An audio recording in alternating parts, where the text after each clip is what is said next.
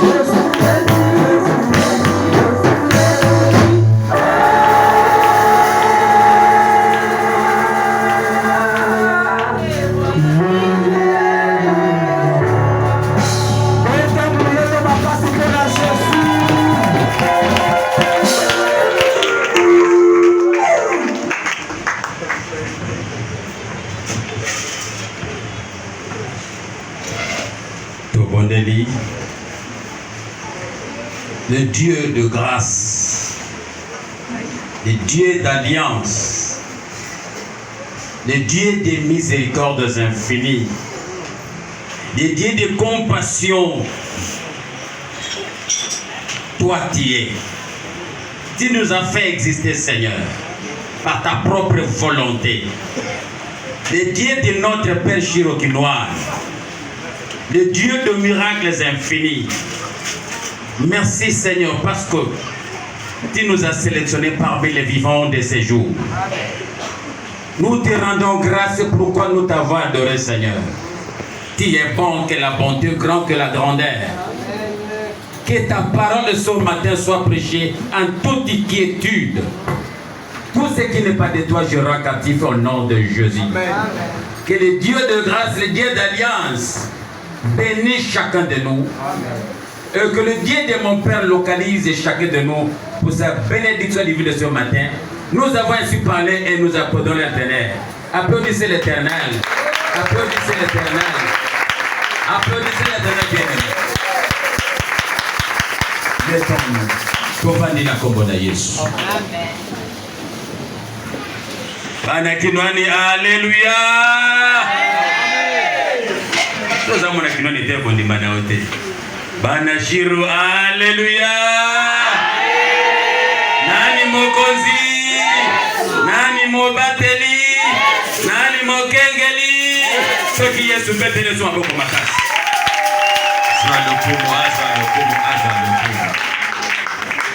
Alléluia. Bien aimé, vous allez dessus dans ton alléluia. Tu es grandement béni. Car c'est un jour mémorable, un grand jour pour le peuple de Dieu. Amen. Dimanche Yanelo. Et que le Père m'a fait honneur. À Tamisubso pendant 1 mois. Pour un échange spirituel.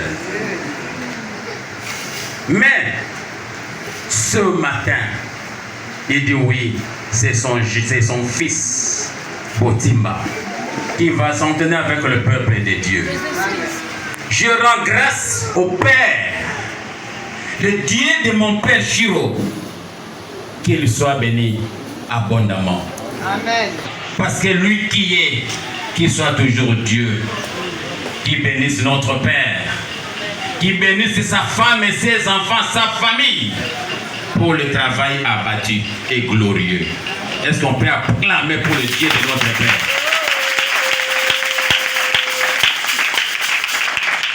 Je dis merci à mon Père. Moi, hier, qui était celui que vous connaissez aujourd'hui, tu as fait de moi pécheur d'homme. Oh, comme Jésus avait fait Pierre. Père, merci infiniment. Je n'oublierai jamais ce que tu as fait pour moi. Que le Dieu que vous servez, papa, asala yo oyo, asalaka Salomon. Salomon asalaka mayele, mais nzamba pesaka ye nyonso. Amen. Yango na lobi nzambe na tata akanisa yo tango nyonso papa. Amen. Je dis merci à ces grands hommes de Dieu. Je vous dis merci pour ce matin, pour votre présence. Que le Dieu de notre Père s'occupe du ministère de chacun de nous au nom de Jésus. Amen. Yo tikinda koye awa lelo koyoka iloba na nzambe. Na lobi nzambe na papa na biso apambola yo. Amen. Nzambe atata ngai na yo apambola yo. Nzambe na shiro apambola yo. Oya koti maladi yabika na kombo na Yesu. Atakoteka sous l'onction de mon Père. Que celui qui est malade soit guéri à l'instant même. Que celui qui est malade yabika na kombo na Yesu. Oya koti maladi yabika au nom de Nzamba pambola baoyo bazangi. Nzamba pesa bomo ina bato bazango bela. Nzamba sala yo bolamu na tongo ya lelo. C'est une journée mémorable pour na yo lelo. Alléluia. Bien-aimé dans le Seigneur, je risque que bato ba wana retard ba kota makambo vite. Je ne traîne pas. Je viens ici juste bénir le peuple de Dieu. Ton équipe pendant plus de 30 jours. Il y a que ça l'échange spirituel. Dans le banil. Et c'est quand nous avons l'équipe. Vous n'allez pas prêcher après Chiro. Ce n'est pas facile. C'est ça facilité. T'attends à l'école, les gars, ils ont maleka. Oui, papa. Alléluia. Nakobi malibana na yote nazaka na pasa pa na tango ega na sima na yo yango makambo ka papa lobaki kaka papa lobaki. Bien aimé, ce matin nous allons partager le thème yangai na yo lelo ya facile mais ya kitoko makasi oba komaka koma. La localisation de la bénédiction de Dieu. La localisation de la bénédiction de Dieu. Ou la bénédiction divine. Alléluia. Bien-aimé, Dieu est Dieu. Il existe et il est bon. Je suis dans la joie. C'est parce que ce que je vis hier. Et que ici chez nous, nous sommes dans la joie. Nous sommes dans malam. Mais parce que j'ai pris les yeux, oui, c'est parce que le tongo yalelo, na ye na ndaku na ye. Après marqué pendant 6 jours, le 7e jour a permis. À sali 6 jours, 7e jour a permis. Faire le Christ de yalelo. Yamo bilogyo na zomo na sepe na bela kombona. Amen. Yambali pambo na Yesu.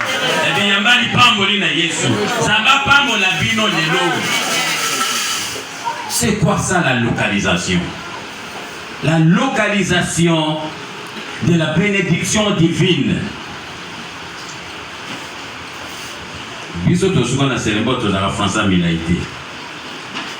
Par une petite définition, la localisation vient du mot localiser. Et où dit le mot localiser? C'est quoi localiser l'ingénieur qui s'anime? Localiser qui veut dire déterminer avec précision. déterminer avec précision l'emplacement physique de quelqu'un ou de quelque chose.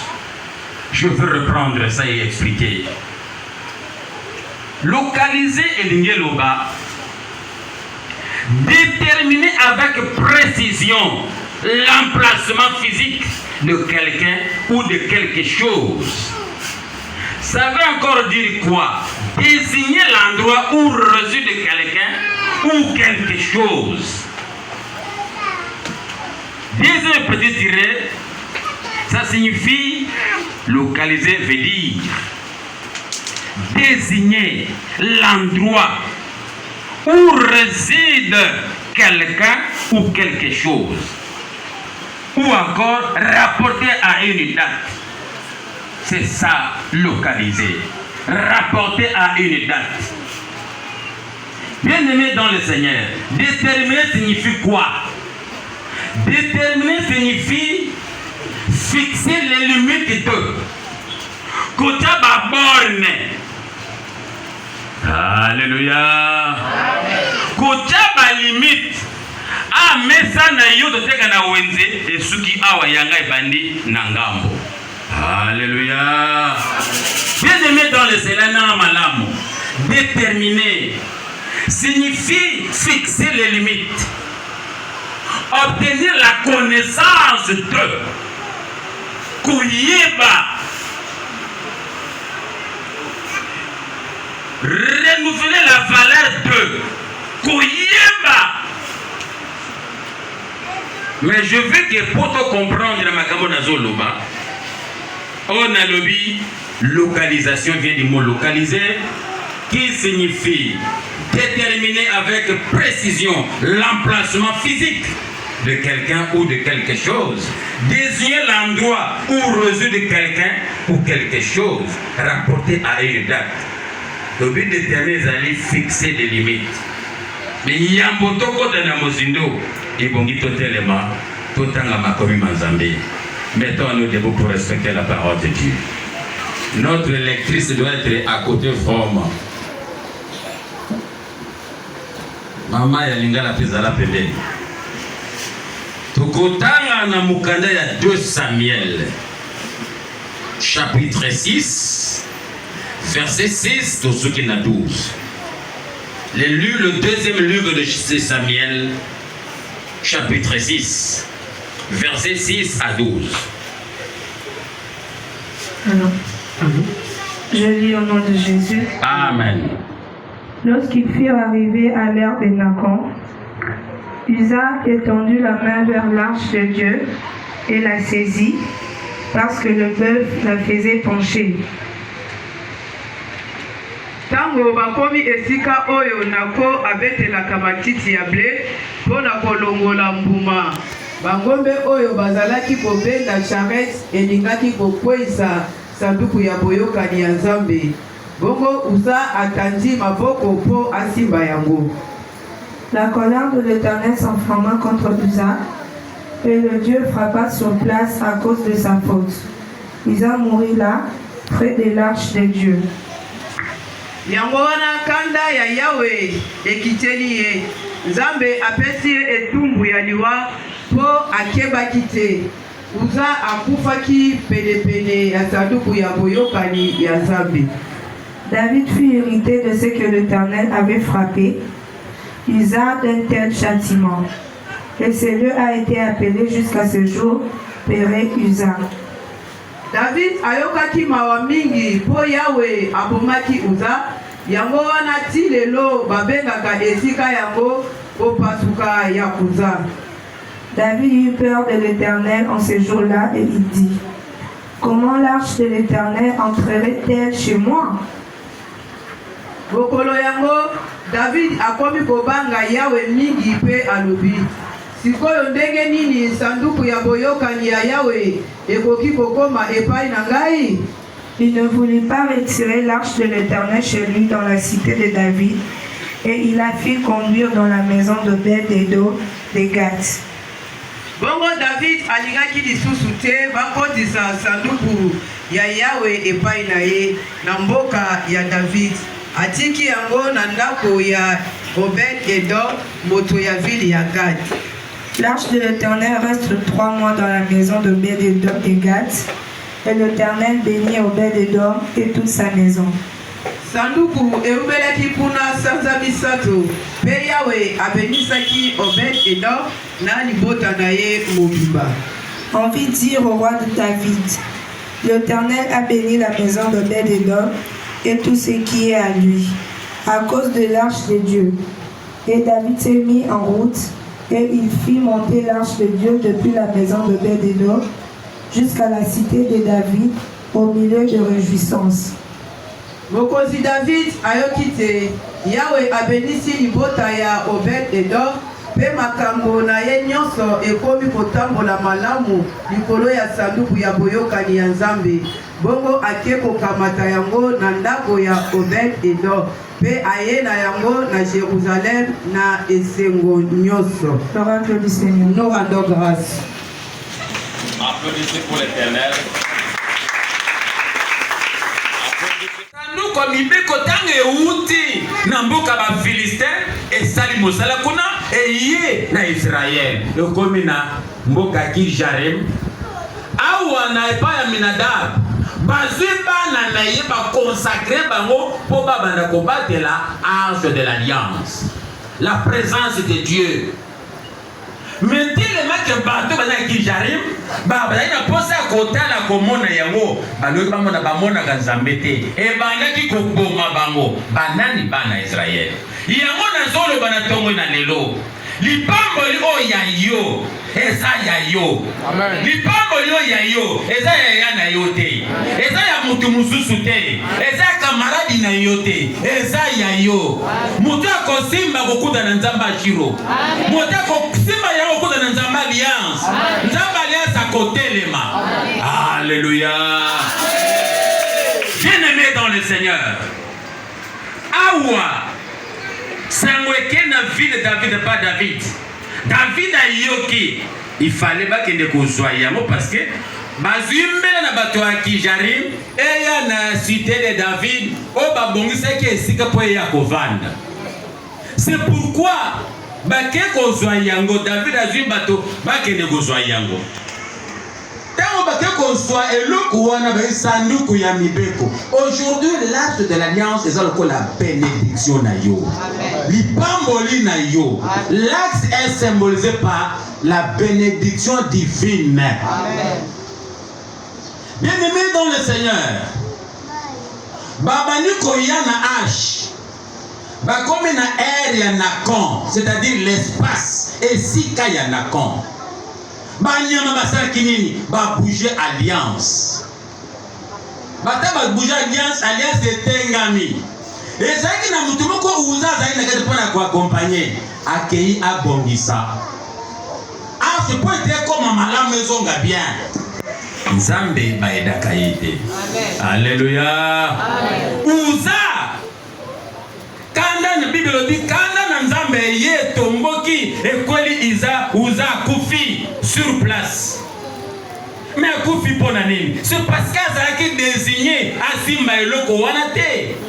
Pona kosimpo ifoza na famille ba sacrificateur. Alléluia. Bien-aimé di pombe no mutu yosa kosimba te. Oya kosimba kake na Nzambe kobeta ye. Na lobi na kombo na Yesu. Oya kosimba lipamboli na yo kake na Nzambe ko frapper ye.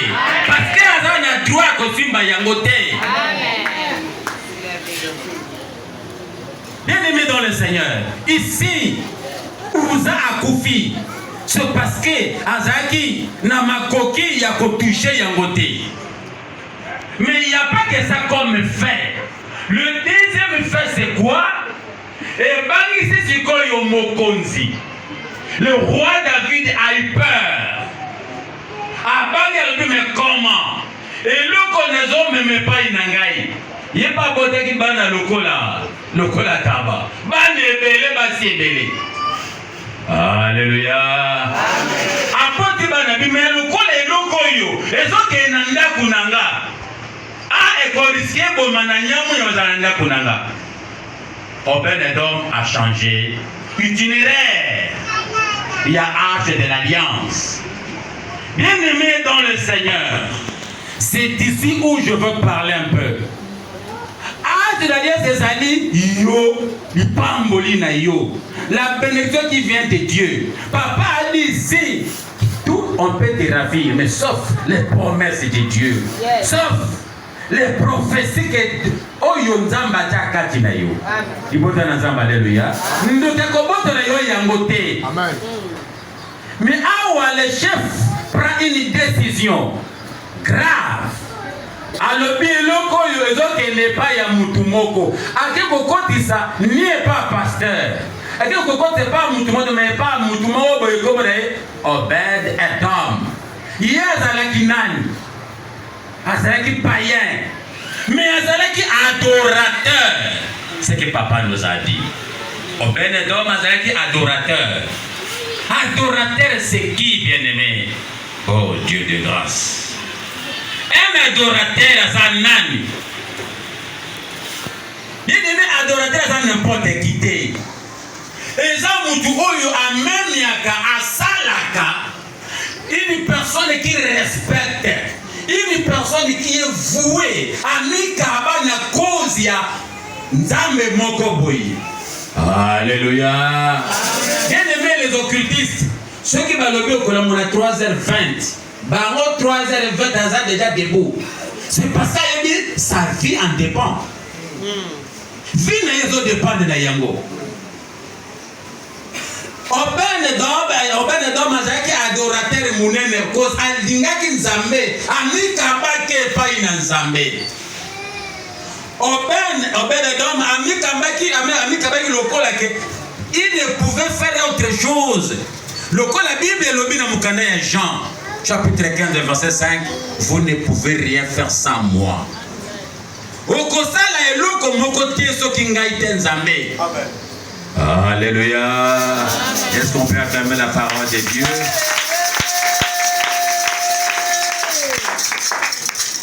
Bien-aimé dans le Seigneur, mais il y a quelque chose, parce que Dieu nous a fait des promesses, Dieu nous a donné tout. Zamba lobi na mukanda ya Jean 14, 13. Alobi senga, nyoso yoko senga. Tout ce que vous demanderez en mon nom, je le ferai. Amen. Afin que le Père soit glorifié dans le Fils. Alléluia. Amen. Tout ce que vous demanderez à Dieu. Kosenga ezali droit na yo ya kosenga. Ezali droit na yo mutobi yo senga kaka ngai. Alléluia. Yo sali premier pas lelo. Otiki ndako na yo. O sali premier pas côté de sika oyo. Nzamba kanisa yo. Amen. Na bi nzamba kanisa yo.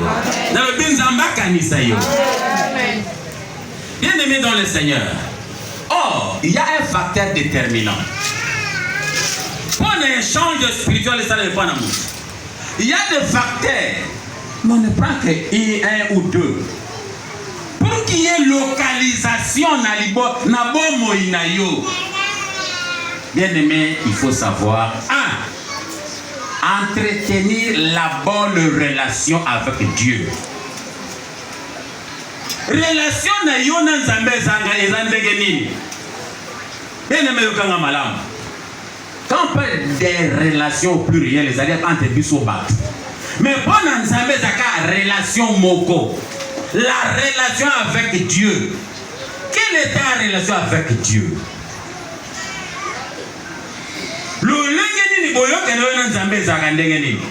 C'est ça le facteur déterminant.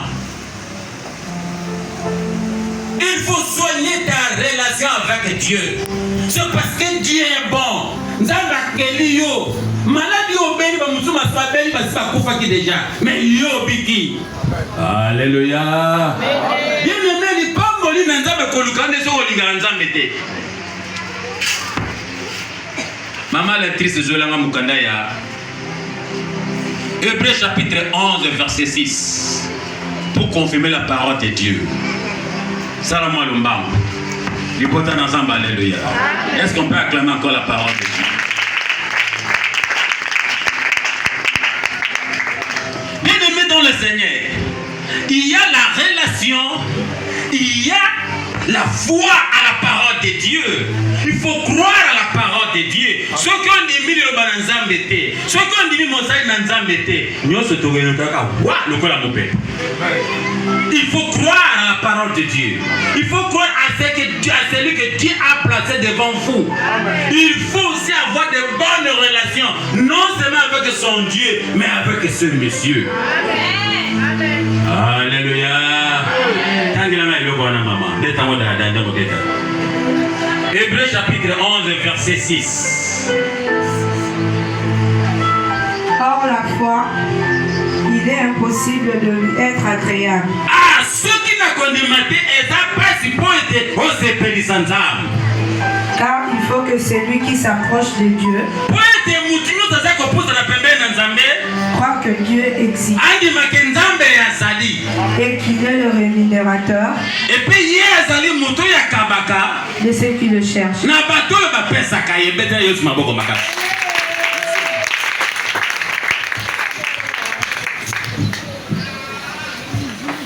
Bien-aimé dans le Seigneur, la foi à la parole de Dieu. Papa, Teibiso échange. Papa, l'Axibiso échange. Nous avons fait beaucoup de prières. Mais quand tu es sorti d'ici, qu'est-ce que tu en as fait?